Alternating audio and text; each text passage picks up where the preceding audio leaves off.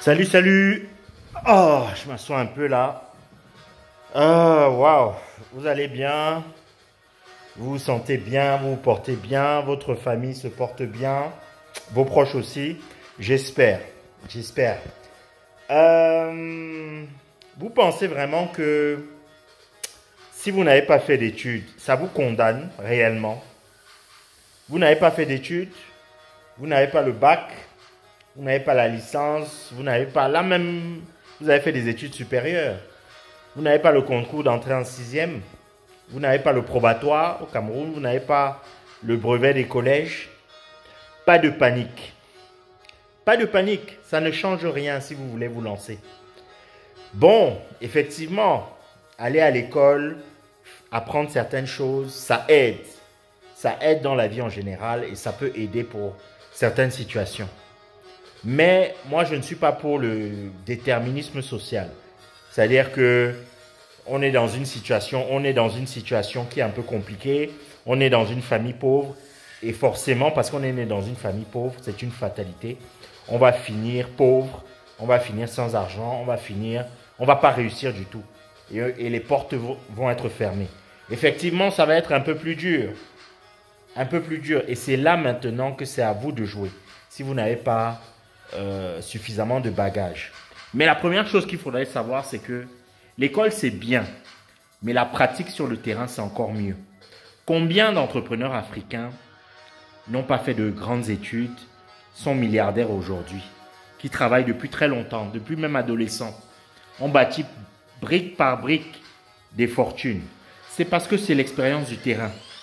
Il y a des gens qui ont fait de très très grandes écoles, de très très grandes universités, qui se sont lancés, qui se sont cassés la gueule des tas et des tas de fois. Voilà, parce qu'ils n'avaient pas de connaissances pratiques, parce qu'ils ne maîtrisaient pas l'environnement, parce que soit ils étaient imbus d'eux-mêmes, ils se disaient qu'ils savaient tout, et arrivés sur le terrain, le marché leur a fait comprendre qu'en fait, ils ne savaient rien du tout.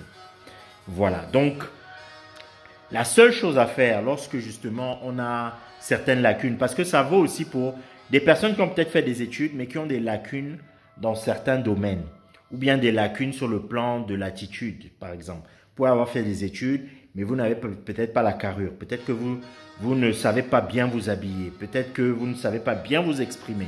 Peut-être que je ne sais pas, vous parlez mal aux gens. Peut-être que vous ne savez pas réseauter. Vous ne savez pas négocier. Vous ne savez pas communiquer en public. Vous ne savez pas manager.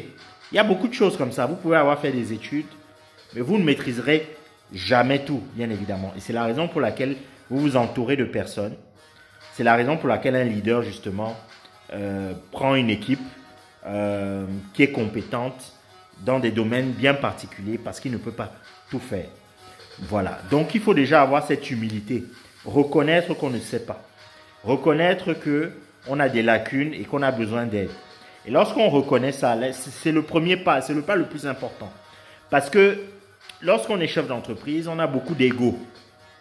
On est le patron, on est le maître à bord, on a envie de commander, on a envie de diriger, etc. Et parfois, on ne prend pas suffisamment de recul pour analyser le fait peut-être qu'on n'est pas assez compétent sur quelque chose, qu'on ne maîtrise pas quelque chose et qu'on a besoin d'aide. Souvent, on n'arrive pas à demander de l'aide. Et comme j'ai dit, la première des choses, c'est d'avoir l'humilité de reconnaître qu'on ne sait pas et qu'on doit apprendre. La deuxième chose, c'est d'apprendre. C'est apprendre. Il faut apprendre. Apprendre. Et aujourd'hui, nous avons tous les outils à notre disposition pour apprendre. Aujourd'hui, il y a beaucoup de contenu gratuit sur Internet. Vous avez du contenu que vous êtes en train de consommer maintenant sur YouTube. Vous avez beaucoup de contenu. Donc aujourd'hui, il n'y a plus d'excuses. À moins que vous n'ayez peut-être pas 100 francs ou 200 francs pour un peu de connexion Internet ou de connexion mobile pour apprendre quelque chose. Mais je connais beaucoup d'autodidactes qui n'ont pas le bac, mais qui font de très belles choses aujourd'hui parce qu'elles se sont formées sur le terrain. Elles ont appris, elles étaient curieuses. Donc, aiguisez votre curiosité. Vous ne savez pas quelque chose, demandez, posez des questions, rapprochez-vous des experts. Ces personnes pourront vous aider. Il y a des gens qui pourront vous aider. Maintenant, vous voulez aller plus loin avec certaines personnes. Si vous avez un tout petit peu de budget, N'hésitez pas à investir dans des séminaires, dans des formations. Mais même avant ça, il y a des séminaires gratuits. Essayez de regarder partout ce qui se passe sur Internet, les événements. C'est vrai qu'il y a eu la Covid, c'est vrai qu'il y a eu la pandémie qui a fait en sorte que beaucoup d'événements ont été annulés, ont été reportés, etc. Mais ces événements sont en train de revenir. Voilà, donc n'hésitez pas à aller, à poser des questions lorsque vous êtes dans ces événements. Levez la main, posez des questions. Expliquez des choses par rapport à votre cas spécifique, mais des cas qui pourront aussi aider d'autres personnes. Voilà, c'est comme ça qu'on apprend. C'est comme ça qu'on apprend. Il n'y a pas que l'école, hein. Il n'y a pas que le maître, le professeur qui te dit quelque chose et qui te demande d'aller au tableau. Non, il y a plusieurs manières d'apprendre. Voilà, et notre cerveau est très complexe. Il y a différentes formes d'apprentissage. Mais gardez votre esprit éveillé. Gardez ça. Gardez cet esprit, ce sens, cette curiosité intellectuelle. C'est cette curiosité intellectuelle qui va vous sauver.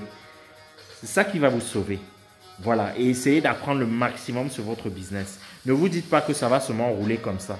Ne vous dites pas que vous savez tout. Même si ça fait 10 ans que vous faites la même chose. Mais peut-être que ça fait 10 ans que vous faites la même chose, mais vous le faites mal. Et que vous n'êtes pas, vous êtes au point 0 au lieu d'être au point 100. Ça fait, parce que ça fait 10 ans, vous faites la même chose, mais vous le faites mal. Voilà, donc n'hésitez pas à vous renseigner, à apprendre, à être curieux, à aller sur Internet, à taper sur Google, à vous abonner à des pages qui vous intéressent, des pages concernant votre secteur, etc.